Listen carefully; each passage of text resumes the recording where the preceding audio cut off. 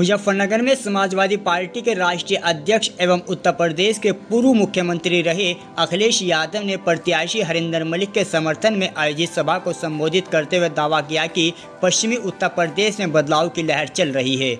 मुजफ्फरनगर में हमारे प्रत्याशी जीत रहे हैं।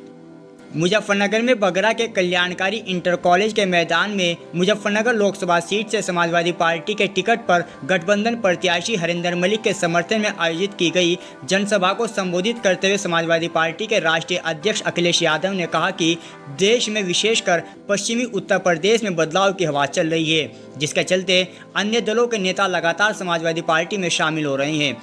पूर्व मुख्यमंत्री अखिलेश यादव ने कहा कि पश्चिमी उत्तर प्रदेश में चल रही बदलाव की हवा के झोंके से मुजफ्फरनगर से हमारे प्रत्याशी जीत रहे हैं। उन्होंने यह भी कहा कि भारतीय जनता पार्टी के पोस्टर से आज उसके प्रत्याशी का नाम गायब हो रहा है।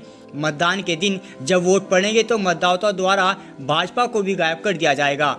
उत्तर प्रदेश की सड़कों पर आज एम्बुलेंस दौड़ रही है, वह समाजवादी पार्टी की सरकार की देन है। पहले पुलिस के पास गाड़ियां नहीं होती थी और पुलिस वालों को गाड़ी चलाने के लिए तेल भी नहीं मिलता था।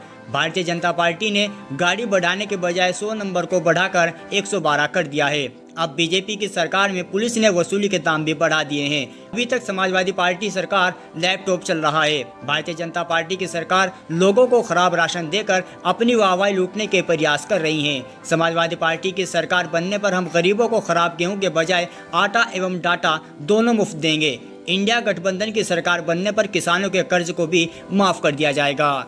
इस दौरान जनपद मुजफ्फरनगर में समाजवादी पार्टी के राष्ट्रीय अध्यक्ष अखिलेश यादव के पहुंचने पर हजारों की तादाद में समर्थक मौजूद रहे, जिन्होंने बड़े ही प्यार से समाजवादी पार्टी के राष्ट्रीय अध्यक्ष श्री अखिलेश यादव के भाषण को सुना।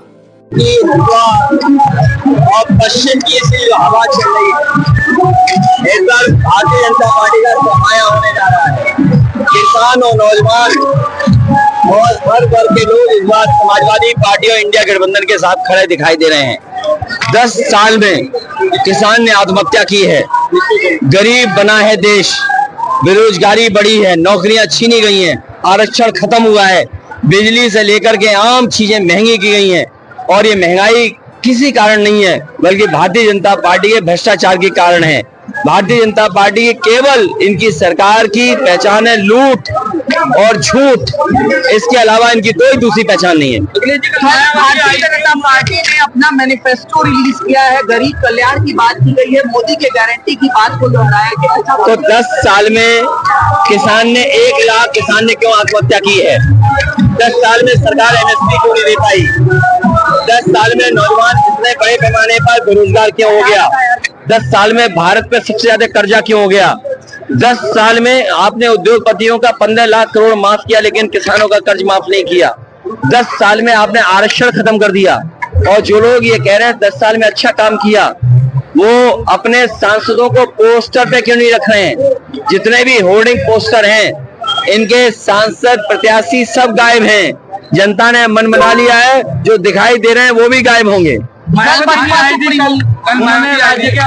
विभाजन की बात कही है कि पश्चिमी उत्तर प्रदेश को अलग राज्य बनाएंगे। वो वोट के लिए किसी से भी मिल जाएंगी, कुछ भी कह सकती है। ठीक है, आज आपने नया नारा दिया है कि रोजगार नहीं मिलेगा तो शादी भी नहीं होगी। ना, ये पुराना नारा है और ये बीजेपी को बताना चाहिए कि पिछले 10 साल में क्या कारण है। सबसे ज्यादा बेरोजगारी है, सबसे ज्यादा नौकरी है। आप नौकरी आउटसोर्स में कर रहे हैं, नौकरी कर नहीं रहे। 10 परीक्षाएं के पेपर लीक हुए, जहां पेपर लीक हुआ वहां बीजेपी की सरकार है, और जिन्होंने पेपर लीक किया वो बीजेपी के लोग हैं। जो सरकार परीक्षा करा रही थी वो बीजेपी की सरकार थी। आप बताइए इनके पास जवाब क्या है? 60 लाख बच्चों का भविष्य इन्होंने छीना है, और 60 लाख गुणा 3, 1 करोड़ 80 लाख। 1 करोड़ 80 लाख को भाग देने 80 लोकसभा से, तो एक लोकसभा में 2,25,000 वोट कम हुआ है। इसकी भरपाई इनके पास क्या है? बीजेपी ने क्या करेंगे? एक लड़ाई में बाकी सब हार रहे हैं बीजेपी के लोग। राहुल गांधी और देखा आपने मेरे साथी, जरा पोस्टर देखो, इनके होर्डिंग देखो, इनके प्रत्याशी उस पे गायब हैं कि नहीं है? जब प्रत्याशी गायब हैं तो क्या मुजफ्फरनगर की जनता अपनी समस्या लेकर के दिल्ली जाएगी? अखिलेश राहुल का नारा भी दिया है आपने कि 400 हार का, इसलिए क्योंकि आप 10 साल के उनके कारण बताए ना। MSP क्यों नहीं लागू किया? 1000 किसान शहीद हो गए, 3 काले कानून लाना चाहते थे। आप कह रहे किसानों का भंडारण कर रहे हैं हम। बताइए कहाँ भंडारण के लिए इंतजाम किया? मुजफ्फरनगर, बिजनौर, सहारनपुर, कहीं बता दीजिए आप। और बिजली इतनी महंगी, यहीं पर बीजेपी के 2 नंबर के नेता ने कहा था बिजली फ्री होगी। क्या किसानों को 10 साल फ्री बिजली मिली है? उनके मीटर लगा दिए गए ट्यूबवेल पे, उनकी बिजली का बिल महंगा देना पड़ रहा है। और ना दिल्ली ने ना यूपी की सरकार ने एक भी बिजली कारखाना बनाया। जो आज मुजफ्फरनगर में फीडर सेपरेशन है और जो 24 घंटे बिजली मिल रही है, वो समाजवादियों की देन है, जिसकी वजह से यहाँ पर 24 घंटे बिजली मिल रही है। ये सरकार किसानों के खिलाफ है। सर, आज राहुल गांधी तमिलनाडु में चुनाव प्रचार करने गए थे, वहां उनके हेलीकॉप्टर की चेकिंग की गई। बीजेपी अपने लोगों की चेकिंग नहीं करेगी। अभी कलकत्ता में सुनने में आया अभिषेक बनर्जी का हेलीकॉप्टर चेक किया।